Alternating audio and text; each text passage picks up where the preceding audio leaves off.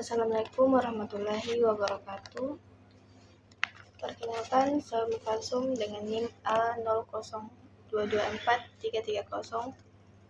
Di sini saya sebagai perwakilan yang akan mempresentasikan hasil diskusi kami tentang era baru bioteknologi modern dan peran rekayasa genetika dalam transformasi kehutanan. Adapun yang akan dibahas yaitu pendahuluan, rumusan masalah dan tujuan, landasan teori, penemuan penting bioteknologi modern, aplikasi bioteknologi di kehutanan, kelebihan dan kekurangannya, pembahasan transformasi kehutanan, prospek di Indonesia, kesimpulan dan saran.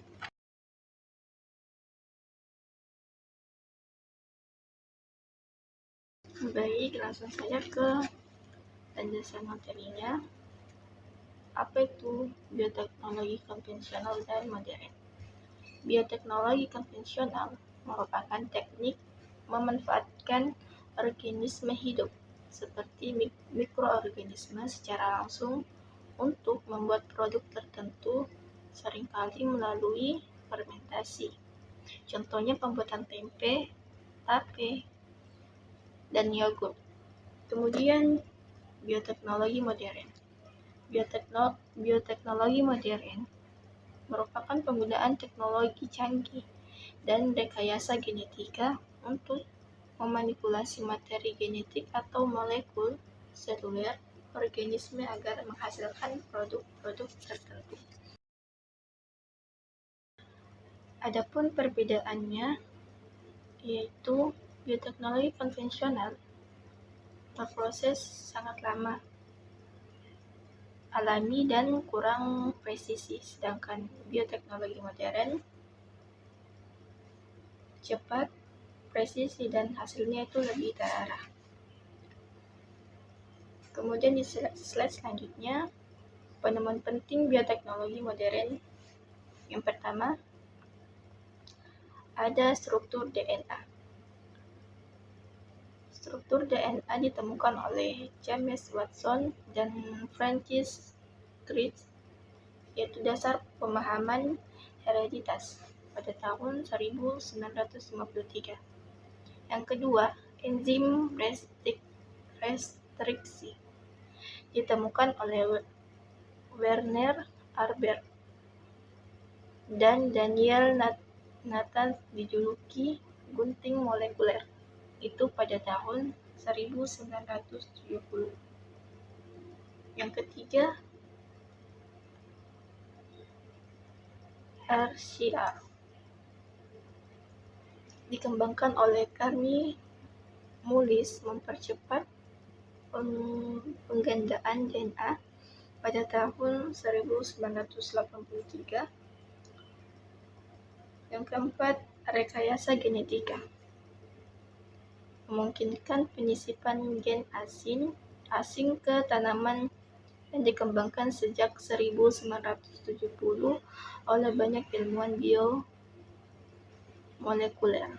Dan yang terakhir, marker molekuler, teknik identifikasi gen spesifik, yaitu mempermudah seleksi bibit unggul, ditemukan pada tahun 1980 sampai dengan 1990.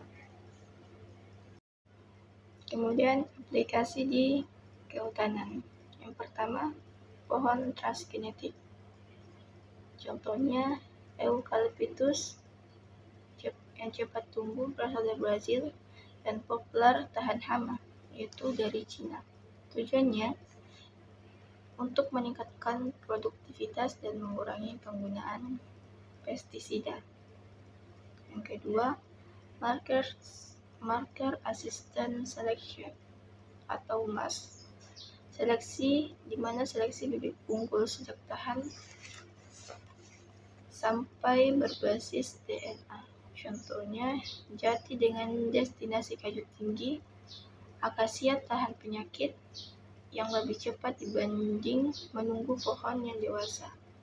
Kemudian yang ketiga, kultur jaringan dan mikropropagasi.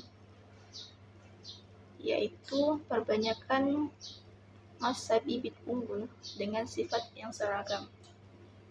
Juga bisa menghasilkan ribuan klon dalam waktu singkat yang akan mendukung reboisasi dan hutan tanaman industri.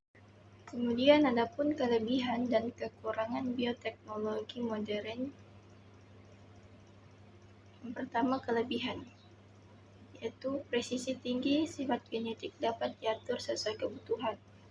Kemudian cepat dan efisien, memperpendek waktu pemulihan dari puluhan tahun menjadi beberapa bulan atau tahun.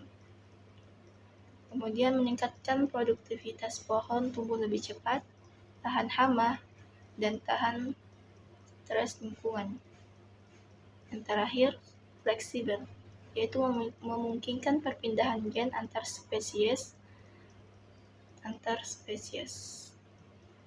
Adapun kekurangannya, yang pertama ialah penelitian tinggi butuh laboratorium modern dan teknologi yang canggih. Yang kedua, kompleksitas teknis, tidak semua lembaga memiliki sumber daya manusia yang ahli. Yang ketiga, etika dan sosial, penolakan terhadap GMO di masyarakat. Yang keempat, yang terakhir, potensi dampak lingkungan efek jangka panjang terhadap ekosistem yang belum sepenuhnya dipahami. Kemudian pembahasan selanjutnya ada pembahasan transformasi kehutanan. Yang pertama, konvensional lama dan terbatas. Kedua, modern cepat, presisi sesuai kebutuhan. Ketiga, disebut revolusi bioteknologi kehutanan. Keempat, membuka peluang besar untuk hutan yang berkelanjutan. Selanjutnya ada prospek di Indonesia, di mana yang pertama, Indonesia kaya akan biodiversitas, berpotensi besar. Contoh, penelitian jati dan akasia transgenik. Tantangannya SDM terbatas, biaya yang terlalu tinggi, regulasi dan penerimaan publik. Dan perlu kolaborasi akademis, industri, dan pemerintah. Adapun kesimpulan dan saran. Kesimpulan yang pertama, bioteknologi modern berbeda dengan konvensional yang berbasis molekuler. Kedua, penemuan DNA, enzim restriksi, PCR jadi dasar penting. Ketiga, aplikasi pohon transgenetik, marker molekuler, kultur jaringan, bioremediasi. Ketiga, kelebihan, cepat, presisi. Kekurangannya itu biaya, etika, dan regulasi. Adapun saran, yang pertama, investasi riset bioteknologi kehutanan. Kedua, regulasi jelas untuk GMO. Ketiga, kolaborasi pemerintah, akademis, dan industri. Sekian dari saya, mungkin hanya itu yang dapat saya sampaikan. Wassalamualaikum warahmatullahi wabarakatuh.